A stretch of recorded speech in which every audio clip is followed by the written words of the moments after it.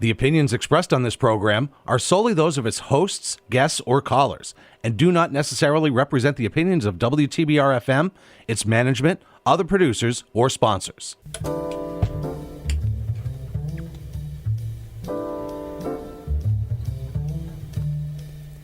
Hi, everyone. You're listening to Backstory. Let's hear it on WTBR-FM Pittsville with Roberta McCulloch-Dews. Thanks for tuning in.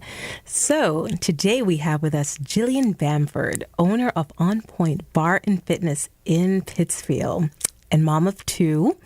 I like to say she's an entrepreneur extraordinaire, just balancing it all. And so thank you, Jillian, for being with us today. I'm excited to be here. All right. So, can we just talk about the weather? And can we just talk about how we're experiencing weather that I think is a little bit confused? Yeah. Don't you feel like we live in Florida where it's like hot in the morning and like thunderstorms in the afternoon? Is that what they do in Florida? Yeah. I mean, this time of year in Florida, I feel like they have monsoon rains. Yeah. So we're not there, but I feel like that like afternoon thunderstorm you can count on. I feel like that's like where we're at. Yeah.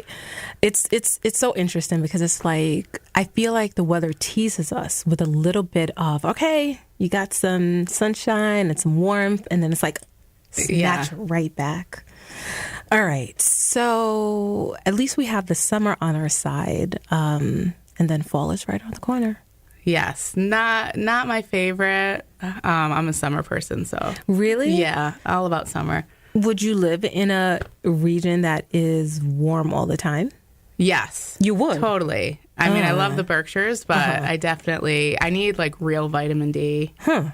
Like I thrive on it. I feel like I'm really affected by the weather. Yeah. It's so affected by it. I do think there's something to be said for the energy that the sun and the warmth gives off, because I feel it too, but I don't know if I could do like warm weather year round. Like my mother lives in Florida. Yeah, Florida's too hot. And when they have it's like the holidays and everything, it's weird seeing the lights on the palm trees, people walking around in flip-flops and then little hats and Santa hats. And it's very weird. Yeah, it's not. I like it. I wouldn't want to spend winter there. Like I would definitely want to come back somewhere. Like I like having all four seasons when it feels like we have all four seasons. But in the Berkshires, you never know. Well, speaking of the Berkshires, you are a Berkshire native. Yep. So you have the Berkshires in your blood. I always ask everyone who is a native of the Berkshires, have you ever done your genealogy? I've started to, but okay. I never.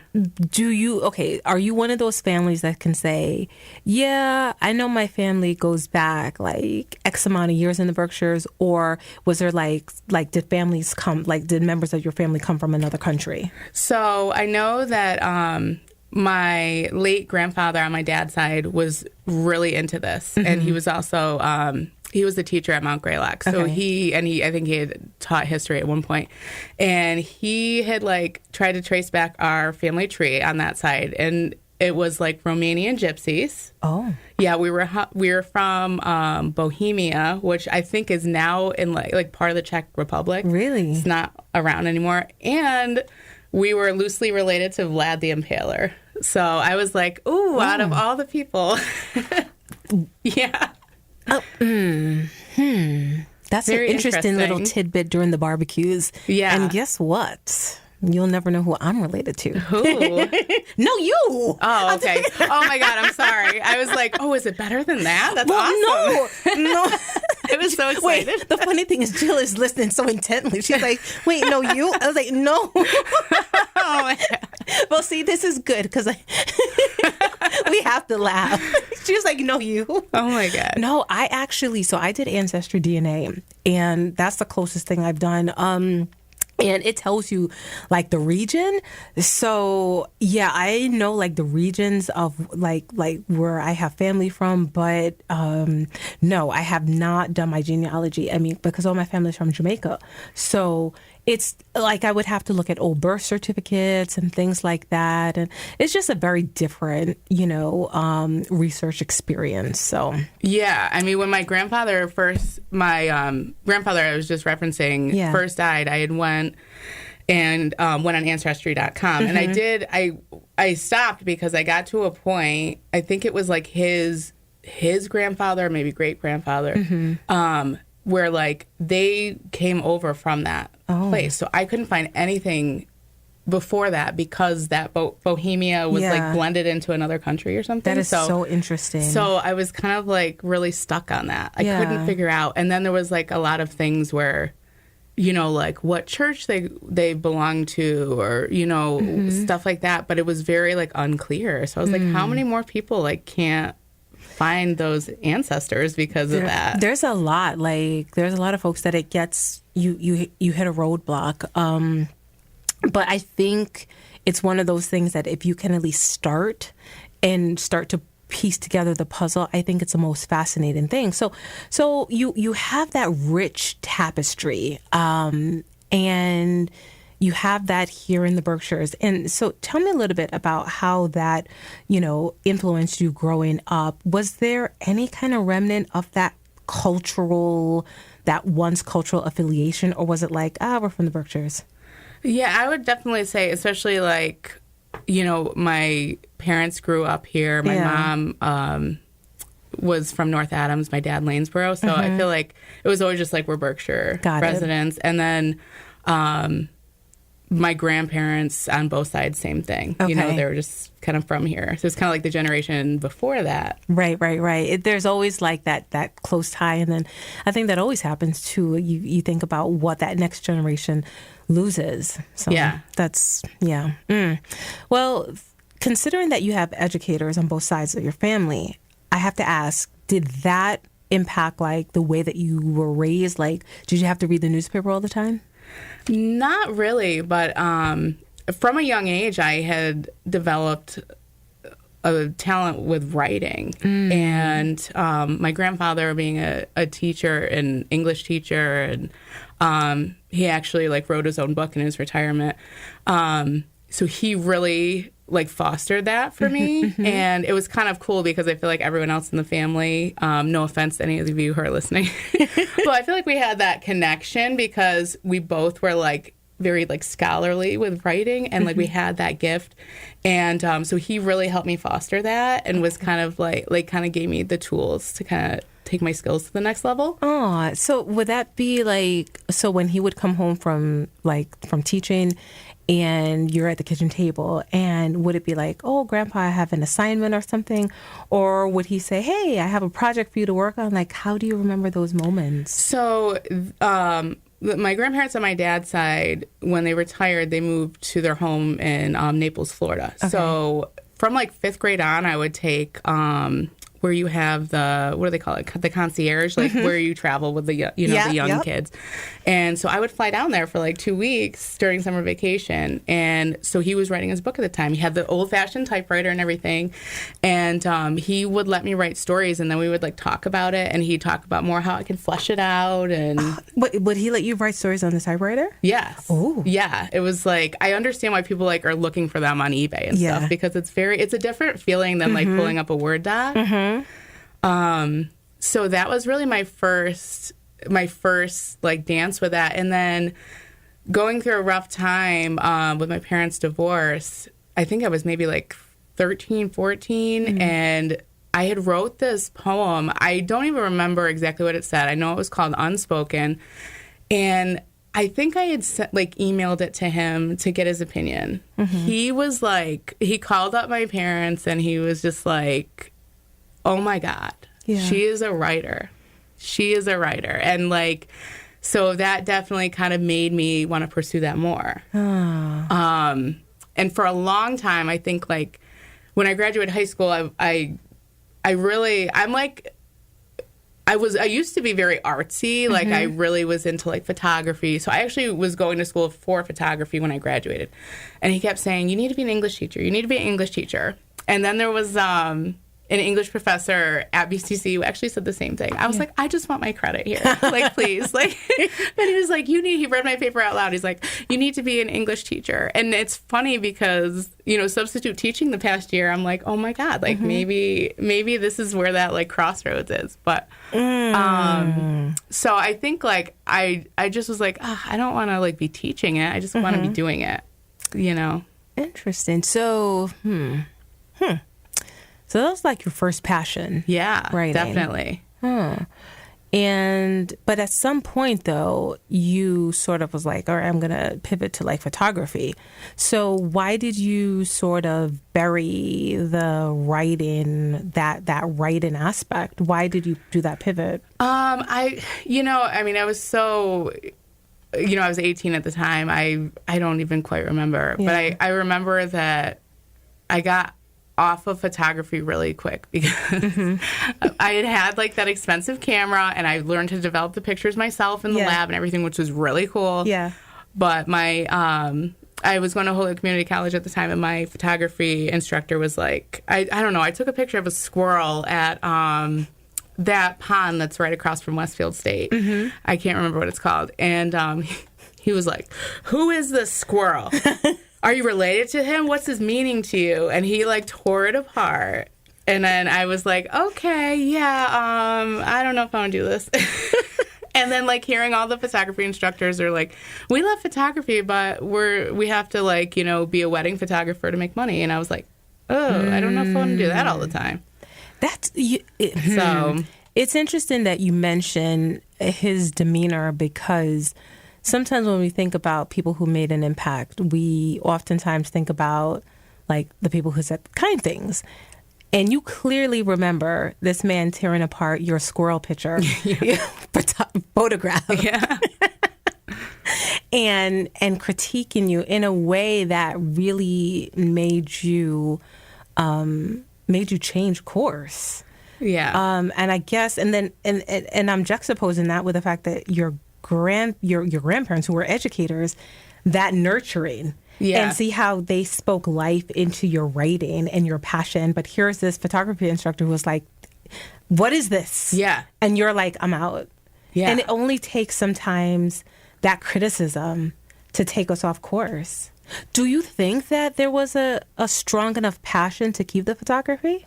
Well, I mean, I still like really admire it. Like I love looking at photographers' photos, and I love like the certain angles and stuff, but I just feel like it was one of those things where I was like, okay, I don't want to do that for a living. Like a starving artist kind of thing? Yeah. Like, okay. And I honestly, like the camera, I still have that camera in my drawer. And like, I don't know if I'll ever touch it again. Interesting. I've done like more like explored like the digital photo, digital photography and stuff like that. But I think like I just always came back to writing.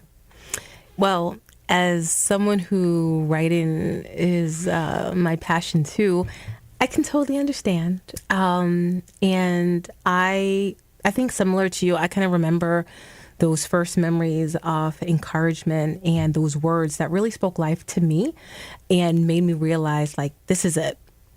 And I think it was so strong that I don't know if anyone ever said anything other than that. I was like, I'm good because I have that solid foundation. So the photography, you're like, all right, I'm going to switch gears. And what next? What was the next chapter like for you? So after you made some switches and you decided to change course, what was your plan for your future and the next steps?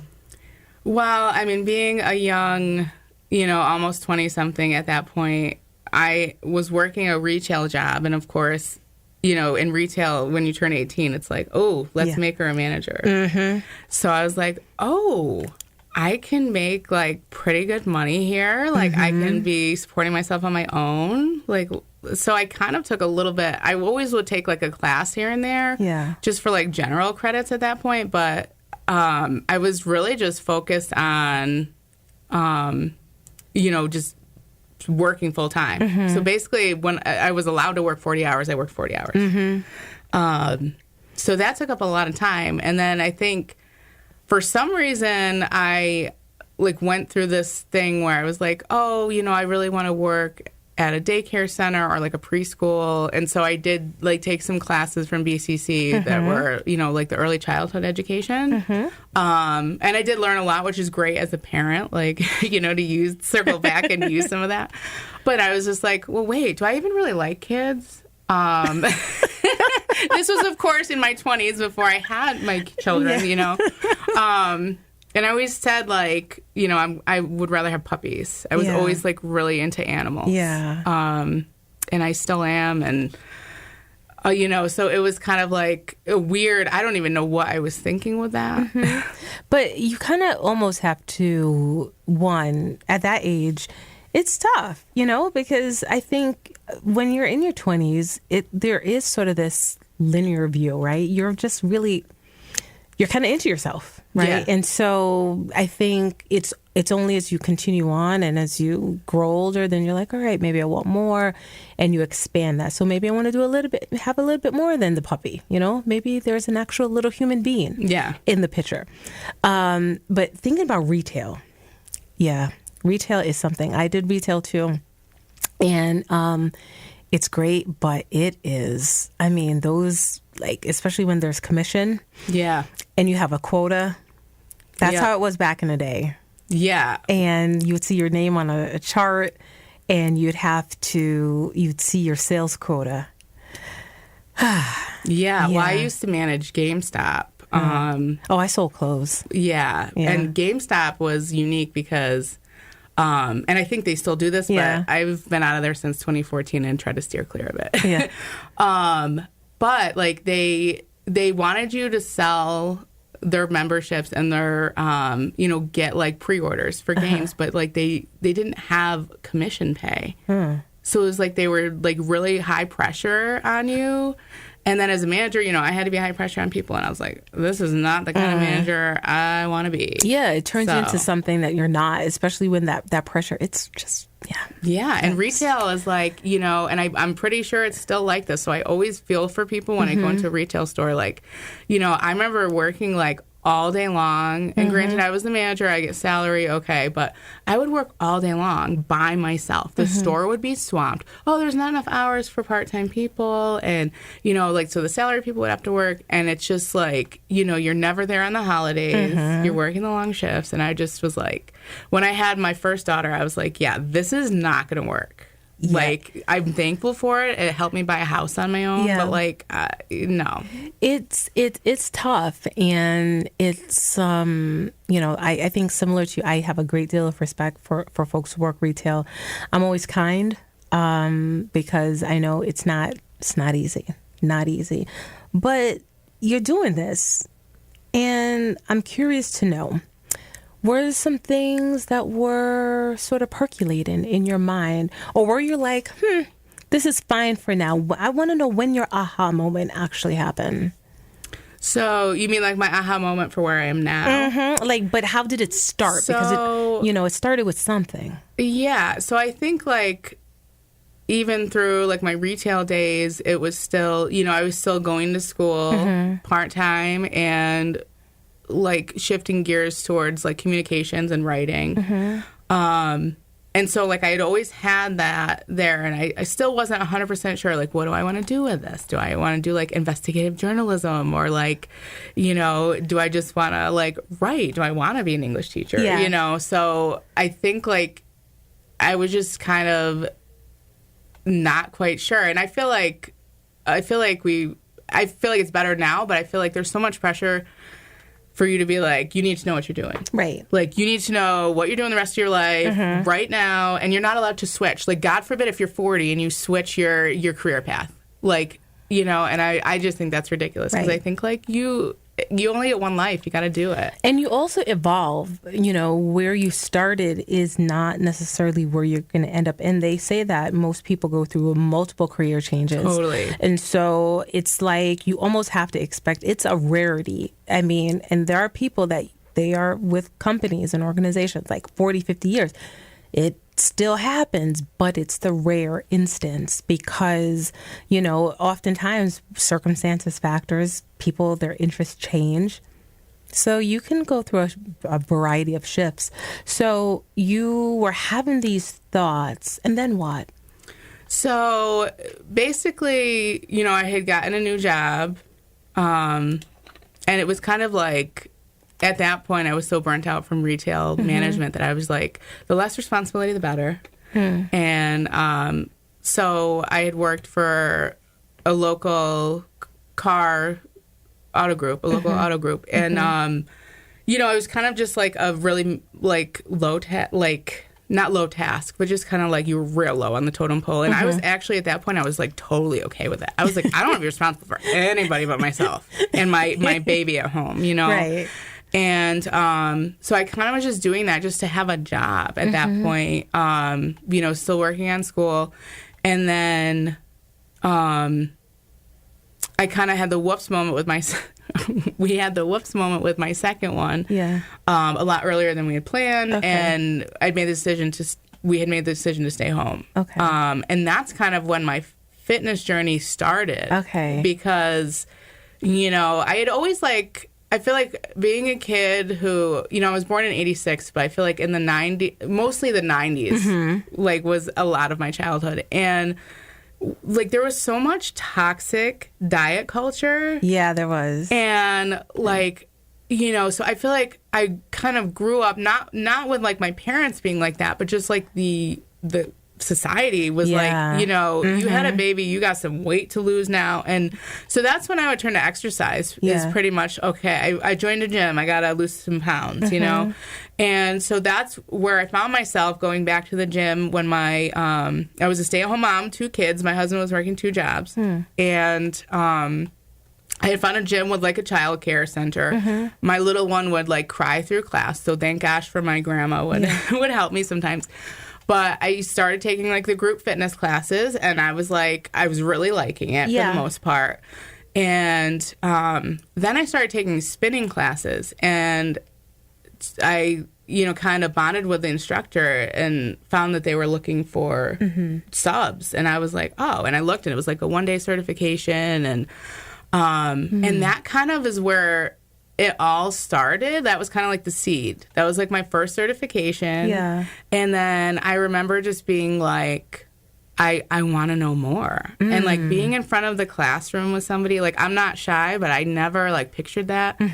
But I really loved it. And I thought about the other workouts I was doing from home, like barre. Yeah. And, you know, barre was my other favorite besides spinning. And where did you do the barre? Like, did you do it on like Fit TV or something like that? Yeah, and like online stuff. Pure Barre in Northampton. So it was kind of like, I realized, wow, barre is big, like everywhere and available everywhere, accessible for everybody except like Berkshire County. Like, you know, if you go to like Boston or New York or, you know, even like I said, Northampton, even though, you know, you don't think of it as like a big city, but it's like they've got a barre studio. And like for some reason here, it like just hasn't hit. Like we've got Pilates, you know, and we've got tons of other great fitness modalities. But I was like, you know, I had that passion for barre and I was like, wow, like there's like not really any instructors here. Like I need to do something about this. So that's when the light bulb went off. Yeah. And that was, I would say, like, you know, spinning was the seed, but then definitely getting that barre certification, it was something completely out of my comfort zone too. And it was a lot more work than that spinning certification. All right, everyone. For those listeners just tuning in, my guest today is Jillian Bamford. She's the owner of On Point Barre Fitness in Pittsfield. And she's just sharing her journey right now as, well, at least back then, as a budding entrepreneur. So the seeds were being planted. You're like, I like this stuff. Okay. So there's a difference between I like this stuff and, oh, by the way, I'm going to like go to a studio and I'm actually going to like open up a business and I'm going to like start. Yeah. So, you know, you got certifications, you're building up your knowledge base, your portfolio.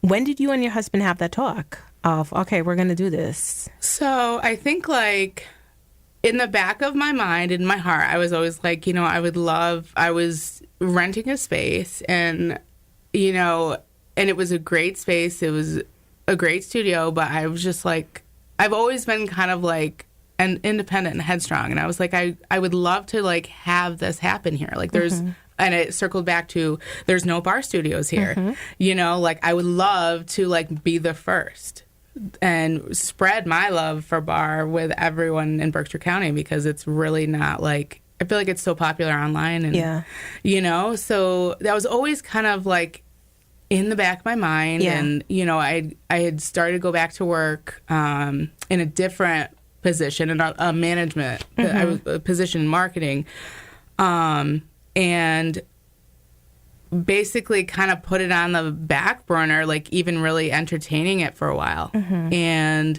then COVID hit, and that's really when, when I lost my job for that, it was like, this is my sign now. All those things that I thought about, all those pipe dreams and like what if I did this one day? I was like, I mean, don't get me wrong, I was devastated, furloughed and then laid off. Like, I was devastated. One, because I'm really stubborn and independent, and the fact that I didn't get to choose, like, like, I've always been the one to leave the job, never, the other way around. So it was kind of more of a pride. It was a pride thing, too. Like, okay. I have to admit that. But, so, I had thought a couple of months beforehand about taking, working on my personal trainer certification. And I was like, in dreaming of, okay, someday I'm going to have that studio to personal training. And so when COVID hit and I had gotten laid off, I was like, this is my sign. This is like, I'm kind of like holy crapping myself right now, but this is the universe telling me, this is your opportunity. Your time is now. And I signed up through ACE. I went through that whole program, took a really nerve-wracking test through ACE. Yeah. And what is ACE? So American Council on Exercise. Okay. All right. So it's one of like the top, like NASM and ACE are one of like the top for personal training, accredited. And I had found that as a tool because that was like, I had already in my head, once I knew I was laid off, was like, oh, this was going to be a way to help pay for that, help pay for the studio. And I would just start looking at commercial spaces online, in person.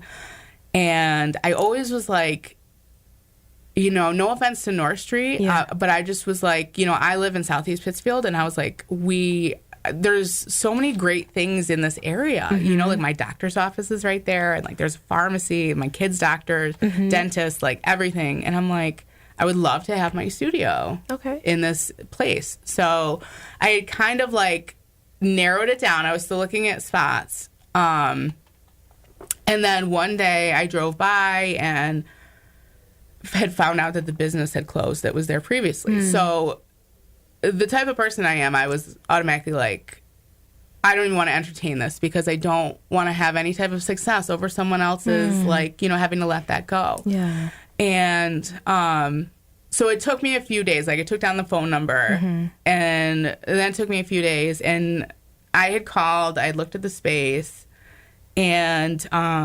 expected I would need, like, a ton of references for a commercial lease. And it wasn't as like needed as I expected. So, I was like, holy crap, like this is actually going to happen. Yeah. Like, oh my God, like I'm discussing a lease with these people. And that's when it became like serious. And so, me and my husband kind of like, had like our Google spreadsheet and like, our business plan and like we're going over stuff and, like it seemed like it was going to work. And, like I could swing it. And I knew it was going to be tough. I knew it was going to be tough. And I knew I was probably going to be pretty broke for a while. But that was kind of, so that was in like May 2021. I started looking at that. And then I think the lease discussions were in June. And then I opened in the middle of July. So I realize we keep using the term bar. And I know that Google is a friend of many, or too many, I should say. However, for those who are listening and do not know what bar is, describe it. So I guess the easiest way to say is it's low impact. It's ballet inspired. So we're doing things like pliés. We, have like certain positions that we might do similar to ballet. There's a lot of lengthening movements, a a lot. I'm trying not to use the word tone because I feel like it's really like negatively used now. So I'm like, it's toning is very like heavily used with barre. And it does, you've taken the classes. So as I remain quiet on this side, but yes, I do go to On Point Barre Fitness, and it is great, and barre is all of that. But I wanted Jill to like say it, but yes, it's pretty awesome. Yeah. And I mean, it's like weird because it's not necessarily a class you'd be leaving sweating, but it's like it challenges your body in different ways. And I think it complements anything else that you do. And I like have had some new clients lately, and I keep hearing like, oh, I'm not fit enough to go there. And I'm like, wait a minute. Like, no. And that, I think like barre has this really bad reputation. It's hard, or it's too slow. It's not like Zumba and like heart pumping HIIT. So it's either too hard, I'm not a dancer, like I really try to address all those. You got to start with an open mind, though. I mean, I feel like people have to open their mind and realize too that your muscles need to be trained. So where you start is not how you're going to end up. But like, is it hardcore and intense? Yes. I mean, I remember those early classes, even and it was like, whew. However, your body remembers things, and I actually would say it's the repetition that I feel delivers the results. Yeah, because there's something. Yeah, you can definitely go hard with a dance class or something like that, but there's something to be said for doing repetitions to the point where you're just like, okay, my arm is going to fall out of its socket right now. It's just I can't do one more, but it's so worth it. It's so worth it. Yeah. Yeah, and I mean, it's a lot of muscular endurance. Yeah, and it's a lot of core, which helps with everything, obviously, in life, and it's a lot of flexibility and balance. And I know, and I still say this, like even to the regulars, like it's not like a class where you go up and your leg is on the bar the whole time, and like you have to do the splits. Like, absolutely not. No. Like, I always tell people, find your challenge zone. It's going to look different to everybody. Right. You don't need to know squat about ballet. This is a fitness class. Right. So it is ballet inspired, but it's not ballet. Right. And and I think what we also see too, different body types. Yes. There is ages. There is no one look. I think that's important for people to know too, that if people were even thinking about it, there is no one look. You start where you are. However you are, whoever you are, start, if it's something you're interested in. But yeah, I mean, it's pretty awesome. And it's your dream and it's your passion. And I got to know how in between those moments where you're like, you're just getting off the ground and you're starting in those early years. Did you have those moments, Jill, where you were just feeling like, what is happening right now? I love this, but I can't see a way forward. Yeah, I mean, 4 months into opening, I mean, my grandmother died, and it was like, bang, I'm the executor of her estate, and cleaning out her house and all those affairs, and that really took over everything. So I feel like my business plan and like every direction, every plan to get to like a goal, I was completely thrown off. And, that was like a year. We've been open 2 years this month. So it was like, that was a good year of being open, like, for that to get resolved. So that was one thing. And then I also feel like, I always wanted to go into business myself just because I wanted to be in control of like the direction that the business went. And like, as much as I would value the feedback of other instructors and employees, I always wanted to have like the last say in what direction my business took. So, that was all well and good until I was like, I had to deal with this personal issue, and there was nobody to cover me. And I'm like, everything I was like working so hard towards, I was like, oh my God, like, am I even going to make it through my lease period? Yeah. And then finally with the estate stuff being resolved, I had to just start over in a way. And now I do feel a lot more refreshed, but I was burnt out from teaching. I was, most nights I would be teaching, and, the weekend, all weekend I would be teaching, and then like early mornings and everything. So it was like, I got really burnt out. I really burnt out from it. And you also had your girls. Yes. And that's, it's, especially as having two females, I'm really trying to like pave the way and show them that, girls can do anything.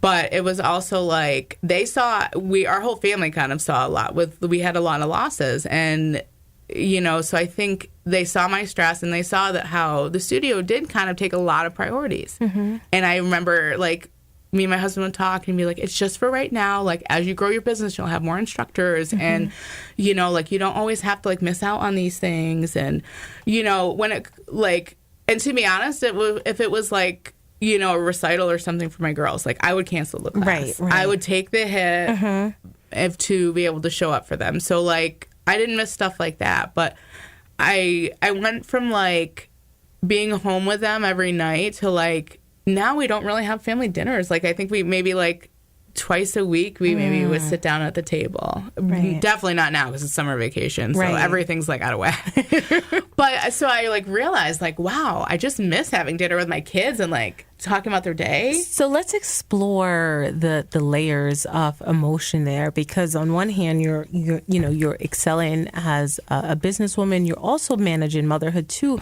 But I'm sure you also have those thoughts of, I want to, do you feel guilty? Do you ever feel my God, mom guilt. All the mom guilt. Yeah. All the time. And, and I think, like, another thing that I've struggled with, and it kind of ties in with the mom guilt, but, I spend so much time planning other people's workouts that I'm like, what am I doing for my movement? Like, and I'm just, between that estate stuff and then the business and being a mom, I'm like, and I had that another job too. So I was just like, I need to get back to myself. Right. And I think I've always, I have a hard time practicing what I preach, but I think I've finally realized this year that, like, wow, if I don't do these things for myself, I'm not going to be any good to those kids, because they're an extension of that cup that's empty.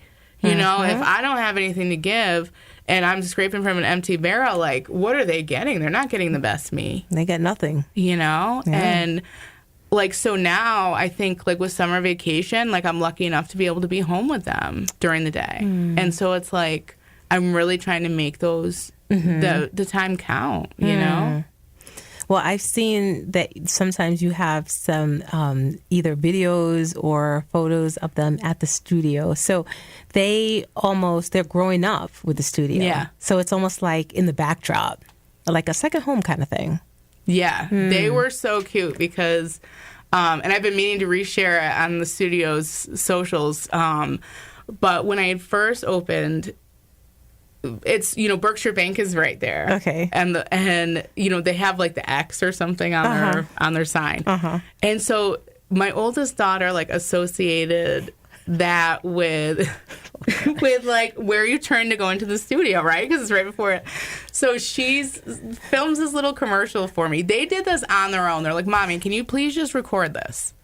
And she's like, if you like fitness and bar, turn up the X and come to On Point Barre Fitness. And I'm like, and she's like, Jillian Bamford. And she was just, my kids are so proud of me. And they're watching you. Yeah. Oh, Jill. But the fact that they're proud of me, I'm like I'm going to shed a tear right now just because it's they look at me and they're like so proud of me. And like, they tell everybody. Like, my kids' teachers have no damn well they know I have a studio.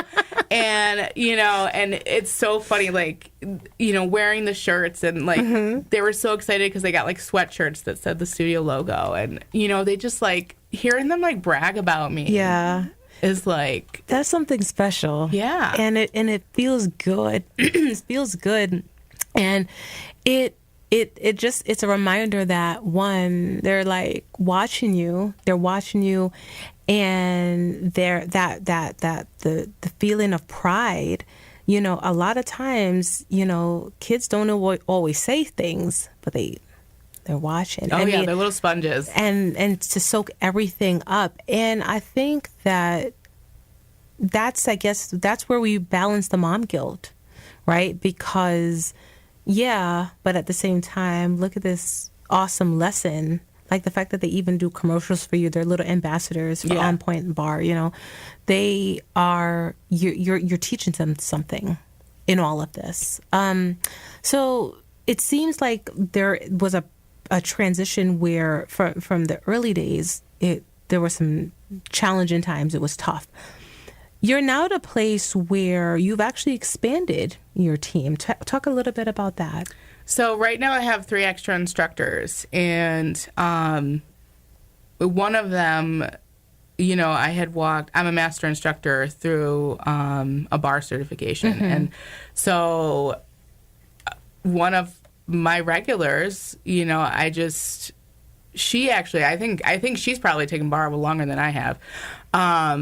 But she had like kind of toyed around with years ago, like franchising, you know, a pure bar studio. Mm. And I was like, I just could see in her, she's a lawyer by day. Yeah. And I could totally see like all the promise in her. And so like I kind of put it out there. I was like, out of anyone who I'd want to be my instructor, I would want it to be like my tribe, my community here. Yeah. Like they would rock it, even if they didn't think of themselves as an instructor. And so, you know, she got certified, and it's awesome because it's like, wow, okay, I've got, you know, an awesome spinning instructor who was also one of the community members. Yeah. And then a yoga instructor, you know, who is very seasoned yoga instructor who is also one of my regulars. So it's like really great that it's like our tribe, and now they're offering their gifts. I think to see the evolution of that, it's like a flower blooming. And I also think too, so you're able to, they're able to share their gift, and you're able to get a break. Yeah, I mean, like last year we had finally gone on vacation, you know, with COVID, like nobody was going on vacation. Yeah. And so we finally had went to Virginia Beach for 5 days. So I had to close the studio, which was already tough, but it was summer, so like traffic was a little bit down. Mm-hmm. And we had never had COVID yet. And then we come back and everyone starts getting sick, and we find out we have COVID. So then I had to close the studio another, you know, 5-7 days, whatever it was. And I felt so defeated. I'm like, you know, I know the members were upset, and I just was like, oh my God, but I'm like only one person. Mm-hmm. And so now, you know, I was sick like a week or so ago, and thank gosh, my instructor's to the rescue, you know, and it's nice. And now it's like, okay, I could finally take my mom out to dinner for her birthday. I've been missing it the past couple of years. That you're able to breathe. Yes. Yes. And, you know, my instructors have covered, like, you know, all the end of the school year stuff with the kids. Mm-hmm. I would never have been able to do that before unless I just shut the studio down. And, you know, as a business owner, that's not the best choice. So this is 2 years later, and now the business has evolved to this point. What is your hope for your business 5 years from now? What does that look like for you? You know, I'm still trying to decide, because I feel like a different approach to everything now. But I definitely, first of all, want to still be here 5 years from now. Which is always so tricky. A business in the first 5 years it's a business period, right? It's scary, no matter what business you're in. Right. And fitness in a time of pandemic, and, you know, opening during the pandemic, it's already been scary. But I would like to expand my offerings a little bit, you know, grow our community. We have such a great community, and I think that, like, people are looking for that place where they feel like they belong, and that there's no judgment. And, you know, I'm happy to provide that. Okay. And when you are not doing bar, What do you do for fun? I mean, being a business owner and a mom in the middle of summer vacation, I feel like I'm not doing anything. I was going to say, is that even a word? I mean, maybe I'm reading a chapter of a book. Maybe I'm listening to a podcast. I honestly feel like that's something I'm trying to...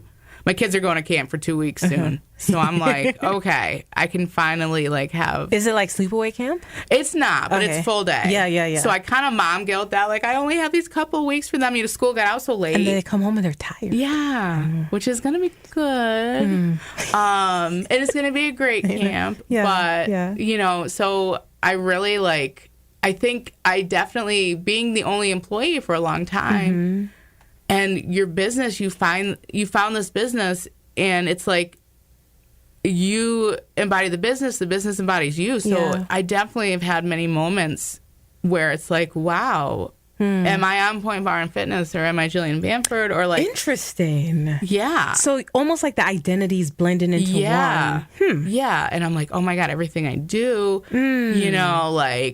affects my business. And, so I think that's one of the hard things going into, and like I said, business is hard, right? It's like motherhood and parenthood. Like it's just hard, no matter what way you slice it, no matter what your situation. But, I do feel like when you've found a bit, like you start a business with like other people, I feel like it's a little bit more like a business, where one of my mentors in the beginning was like, listen, like you are going to feel these feelings. And like, I feel like for a while, if I felt like the business was failing at something, that I was failing at something. So it took me a while to try to break that apart and be like, I am not, those failures are my business, not my own, That's deep. But I think it's because I'm so passionate about it, too. Like, it is what I live and breathe. So it's like, I take it, like, I guess you would say personal. Yeah.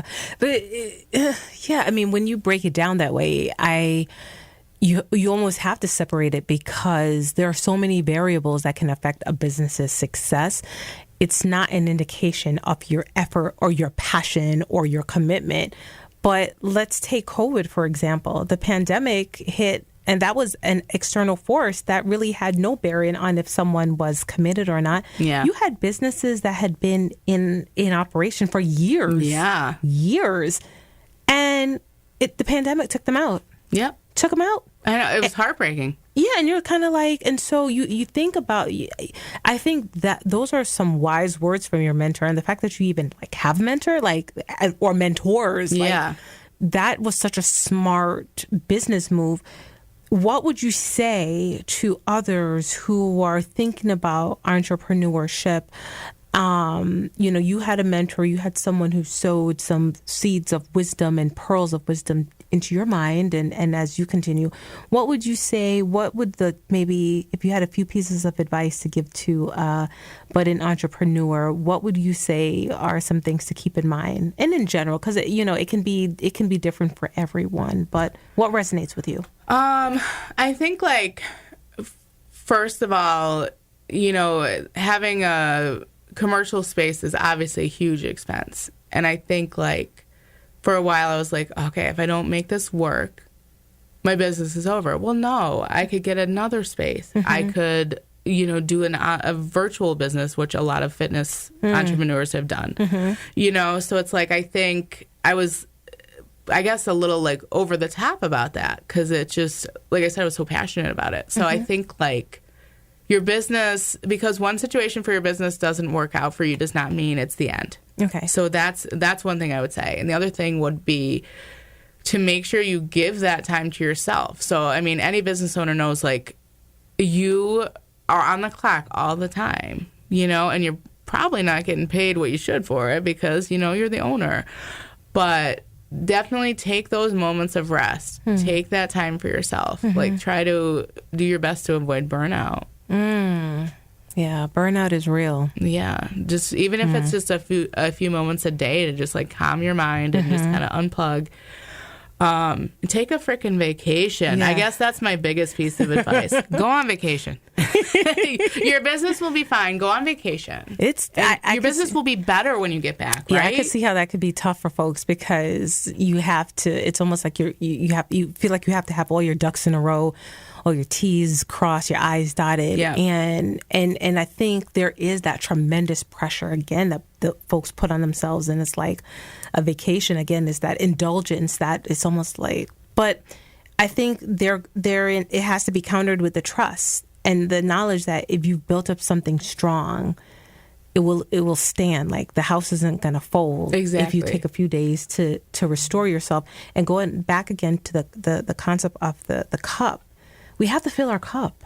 We have to, even if it's time to just, separate from folks. Yeah. Sometimes you just need solitude. Sometimes you just need to restore yourself and then get back into the world. So yeah, I like those pieces of advice. And I feel like there's going to be more to come, But a few questions here too.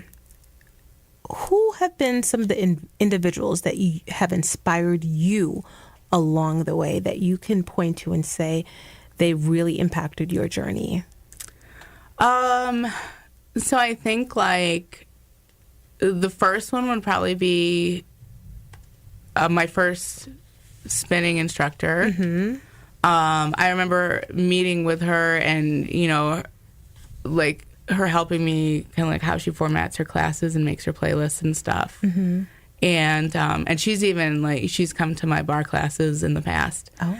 And so she would definitely be one of the first ones.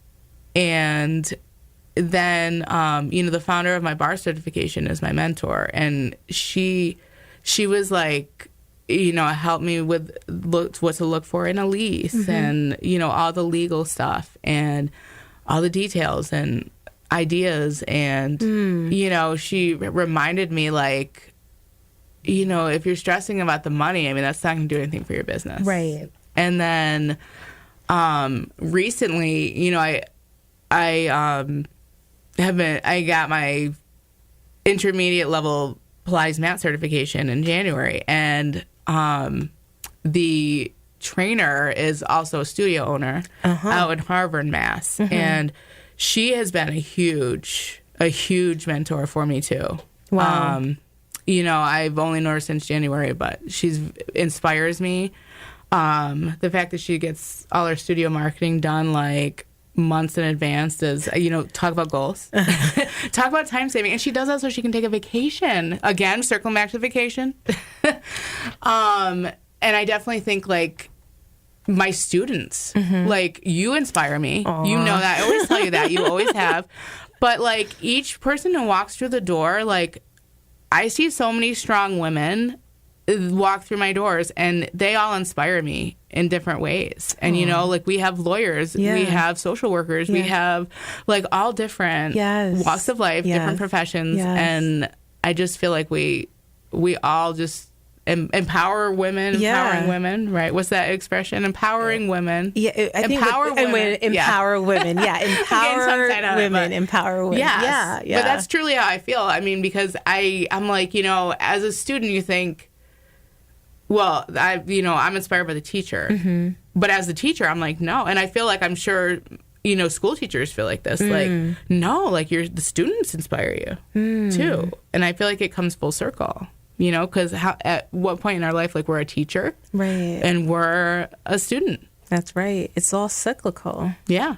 It's in that community aspect too. Like you said, everyone comes from so many different backgrounds, but when you're in that studio, you're doing all the same thing. Yeah, you're joined at that, and in that moment, you have this sameness that joins you together, no matter where you're from, no matter what you do, you're all joined together, and it builds our camaraderie. Yeah. And it's never like, oh, I can't believe you can't do that. Right. You know, like Right. nobody is like that. No.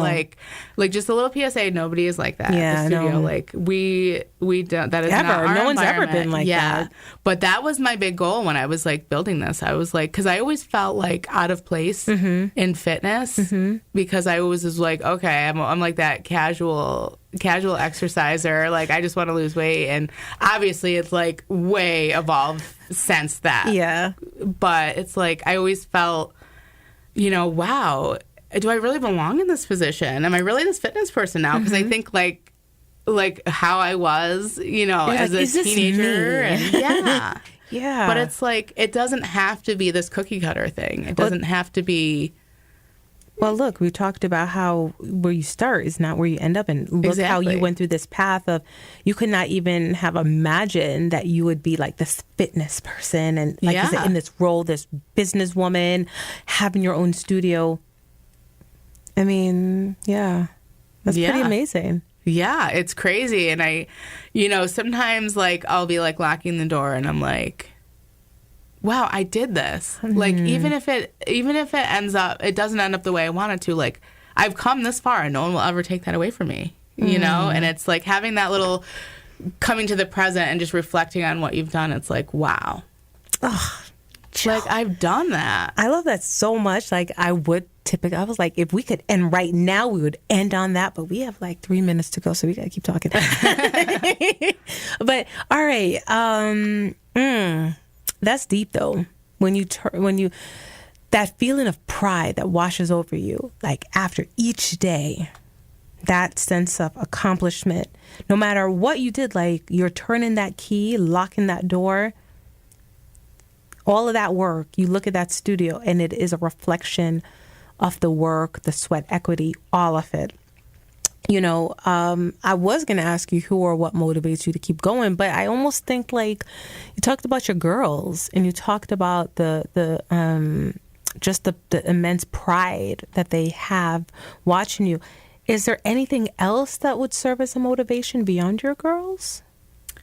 Well, I think like, you know, our family's had a lot of losses the past couple years. I now have like no grandparents, and you know, I feel like grandparents, if you have a special relationship with a grandparent, like I feel like they're proud of you in such a different way. Like, you know, your parents, they're proud of you, but I feel like grandparents, like they always believe in you, and you know, you're the grandkid, so it's like different than if, you know, it was like a parent-child type of believe in you. And so I feel like I have them all watching over me, and like I want to make them proud. Okay. You know, I really do. I think they motivate me, and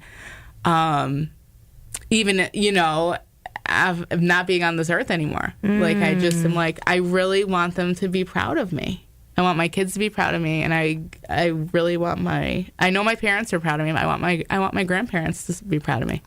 I bet they are. Yeah. If you had to choose one word to describe you, Jill, what would that be? Oh my goodness.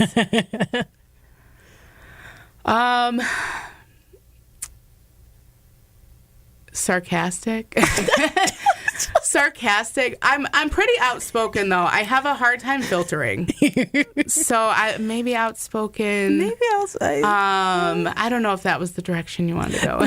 Remember what I told you. Remember, this is no expose. It's all about you. So if you want to say outspoken, this is your story. And, you know, outspoken doesn't necessarily have to have a negative connotation. Outspoken is so necessary. And sometimes it's important to be straightforward. Yeah. You know, sometimes you just have to say, listen, you know, even the time when I missed my class. Yeah. You told me, you were like, well, this is it. I was like, okay. I respect that, though. I respect straightforwardness. So I don't think there's anything wrong with being outspoken, Jill. But I'm also like very sensitive person. So I think like being outspoken, but also being like an empath is real. That's a real hard combination. That's true. Because you're like, oh, I can't filter. I can't tone it down. But like, I don't want to hurt your feelings. Oh my God. Well, I think you have a good combination. And I think on that, we are going to wrap things up. So I want to just thank you, Jill, for being with us today. Jill is the owner of On Point Barre Fitness in Pittsfield. And if folks want to just learn more about you, where can they go? You can hit us up on Facebook and Instagram and www.onpointbarre.com. All right. Thanks, everyone. So you've been listening to Backstory. Let's hear it on WTBR-FM Pittsfield with Roberta McCulloch-Dews. Thank you for listening and have a great day.